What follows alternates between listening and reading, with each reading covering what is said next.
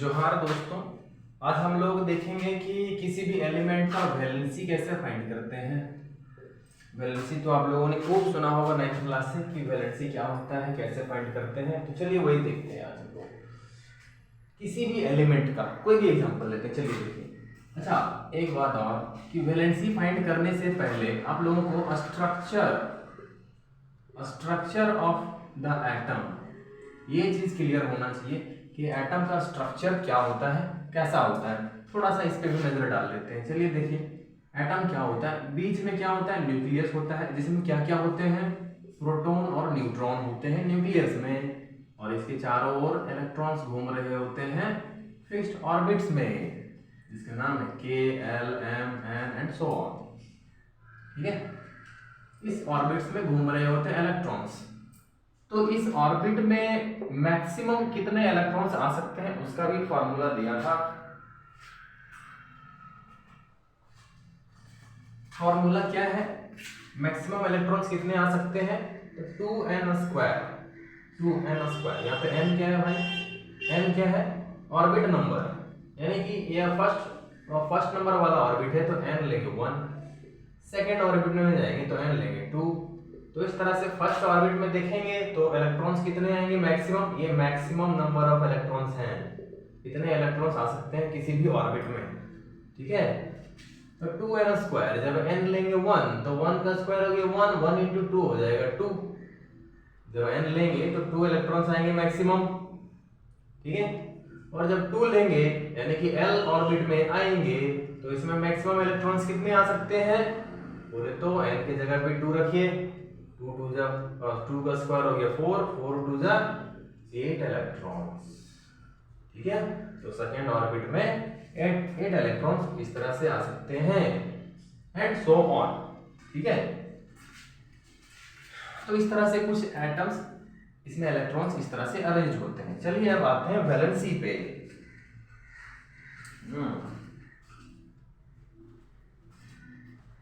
Valency पे आते हैं।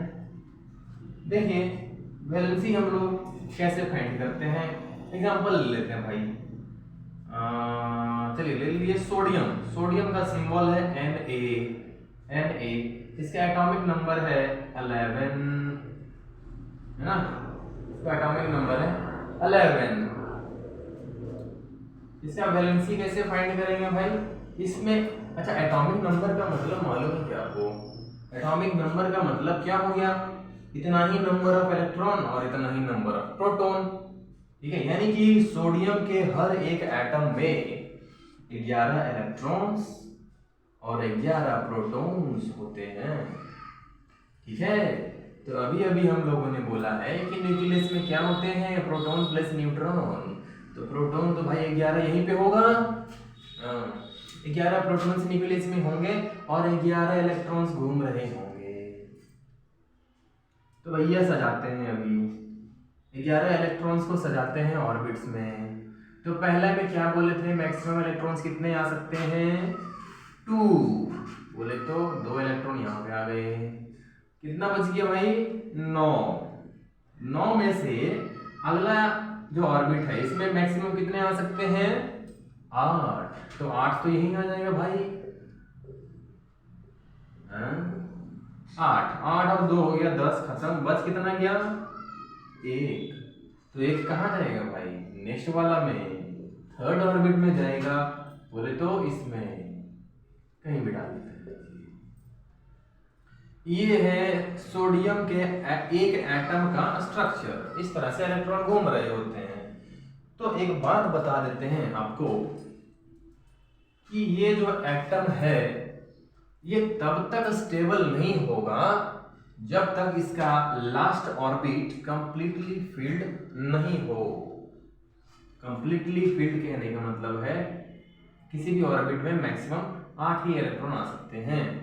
तो जब तक इसमें 8 इलेक्ट्रॉन नहीं होगा, देखिए लास्ट ऑर्बिट इसका कौन सा हो गया, थर्ड वाला, तो इसमें कंप्लीट ये ऑर्बिट जो है कंप्लीटली फिल्ड होना चाहिए, तभी ये एटम जो है स्टेबल हो पाएगा। ठीक है, और यहाँ पे हम लोग देख रहे हैं कि जो ऑर्बिट है लास्ट वाला उसमें तो एक ही इलेक्ट्रॉन है भाई, यानी कि इसको स्टेबल होने के लिए दो रास्ता है। कौन कौन सा रास्ता है?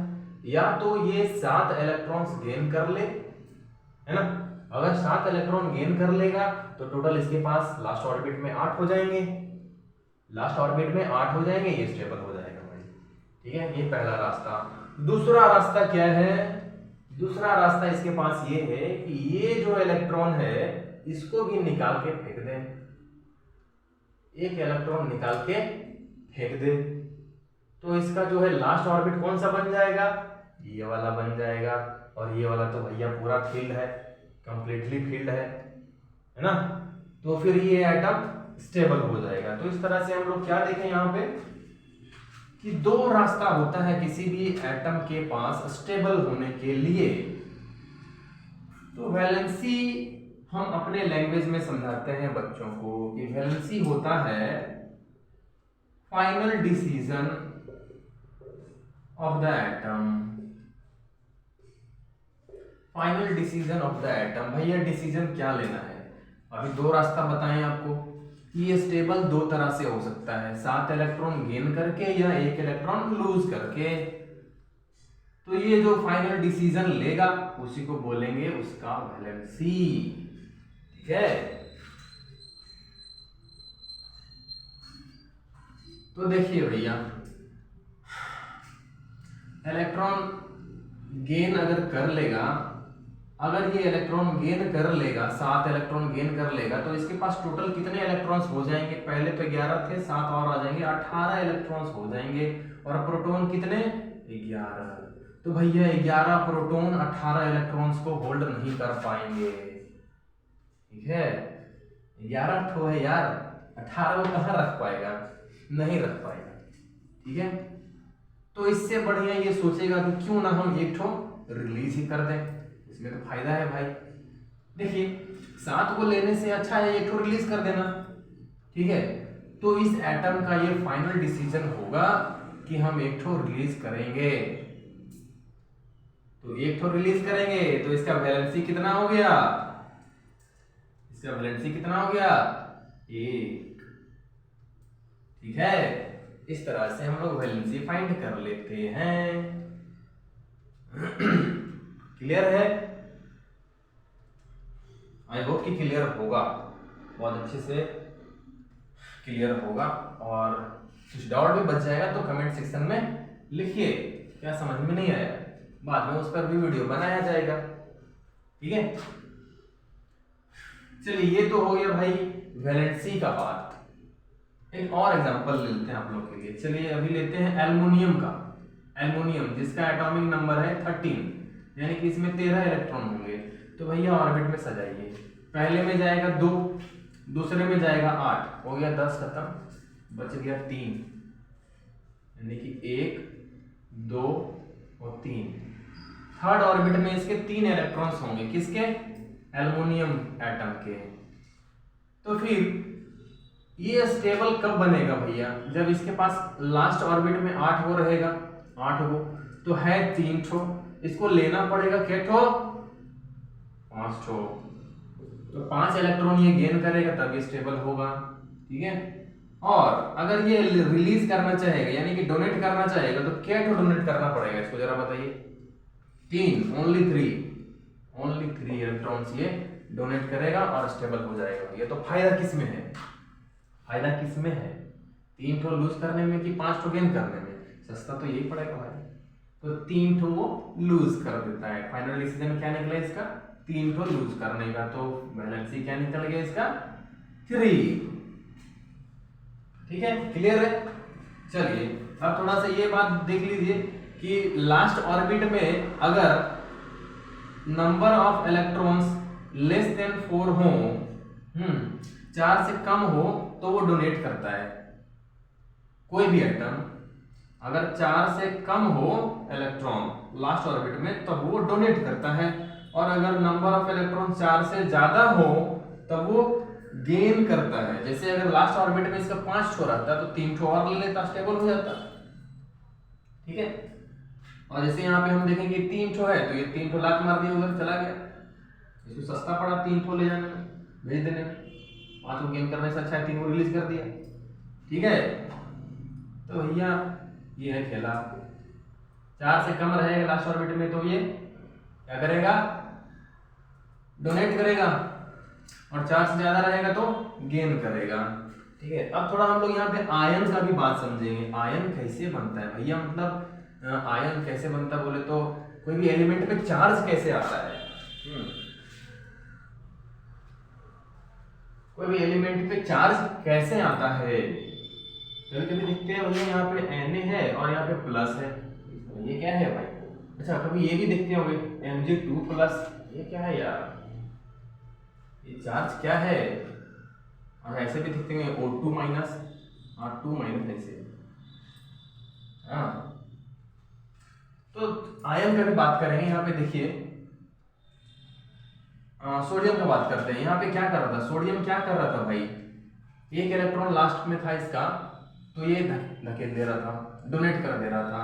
तो इलेक्ट्रॉन होता है भैया जानिए नेगेटिव नेचर का, और प्रोटॉन होता है भैया पॉजिटिव नेचर का।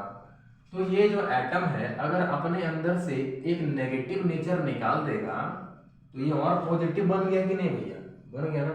तो कितना पॉजिटिव बन गया, 1, तो 1 जो हो गया वैलेंसी हो गया और बन गया पॉजिटिव, पॉजिटिव बन गया। तो यही है उसका आयन। तो 1 को हम लोग लिखते नहीं है, सिर्फ प्लस लिख देते हैं।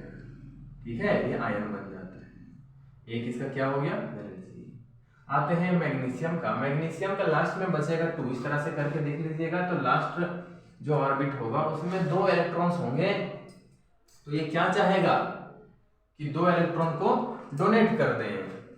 तो 2 इलेक्ट्रॉन डोनेट कर रहा है तो भैया अपने अंदर से 2 नेगेटिव नेचर बाहर निकाल रहा है, तो वो और पॉजिटिव हो जा रहा है। तो कितना पॉजिटिव हो जा रहा है, 2। तो देखिए पॉजिटिव हो जा रहा है 2, तो 2 हो गया वैलेंसी, ये हो गया चार्ज, ये बोल दिए आयन, मैग्नीशियम का आयन। ठीक है, इस तरह से बनते हैं आयन। तो भैया लगता है कि सब कुछ कवर कर लिए हैं, इसमें वैलेंसी और आयन के बारे में बता दिए हैं।